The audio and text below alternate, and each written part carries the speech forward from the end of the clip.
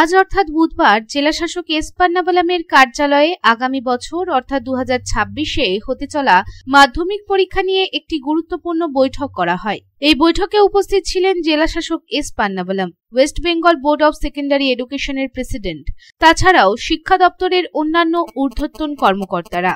জানা গেছে, মাধ্যমিক পরীক্ষা 2026-এ 2রা ফেব্রুয়ারি থেকে শুরু হবে, যা চলবে 12ই ফেব্রুয়ারি পর্যন্ত। মাধ্যমিক পরীক্ষার কেন্দ্রগুলিতে সিসিটিভি স্থাপন করা হবে। আজ জেলা পর্যায়ে একটি বৈঠক হয়, এরপর মহকুমা এবং তারপর কেন্দ্রের দায়িত্বপ্রাপ্ত আধিকারিকদের সঙ্গে একটি বৈঠক আয়োজন করা হবে। বৈঠক প্রসঙ্গে এদিন জেলাশাসক এস পান্নাবালাম জানান, আজ মাধ্যমিক পরীক্ষা 2026 নিয়ে একটি মিটিং করা হয়। মিটিংয়ে West Bengal Board of Secondary এডুকেশনের প্রেসিডেন্ট এসেছিলেন। পরীক্ষার শিডিউল সংক্রান্ত নানান বিষয়ে আলোচনা করা হয়। আজকে মূলত শিডিউল নিয়ে আলোচনা হলো। এটা 2 ফেব্রুয়ারি থেকে চালু হচ্ছে। 2 ফেব্রুয়ারি এই শিডিউলটা আপনারা নিয়ে নেবেন।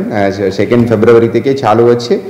আমাদের অপশনাল সাবজেক্ট আছে 12 ফেব্রুয়ারি অবধি চলবে। এটা নিয়ে আজকে প্রাথমিক মিটিং এখানে হলো, কোঅর্ডিনেশন মিটিং। এটার পরে সাব ডিভিশন লেভেলে একটা মিটিং হবে।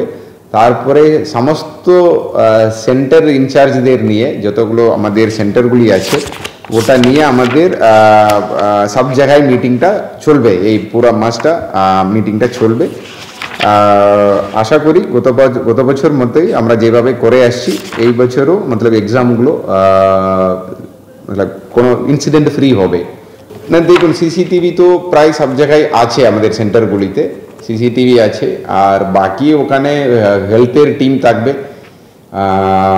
বাকি যেমন আছে, আমরা পানীয় জলের ব্যাপার আছে, টয়লেটের ব্যাপার আছে, এই সবগুলো আমরা স্কুলকে বলে আমরা করা হবে।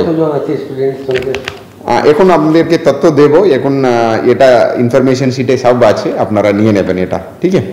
আসানসোল থেকে সন্তোষ মণ্ডলের রিপোর্ট, পাবলিক টাইমস।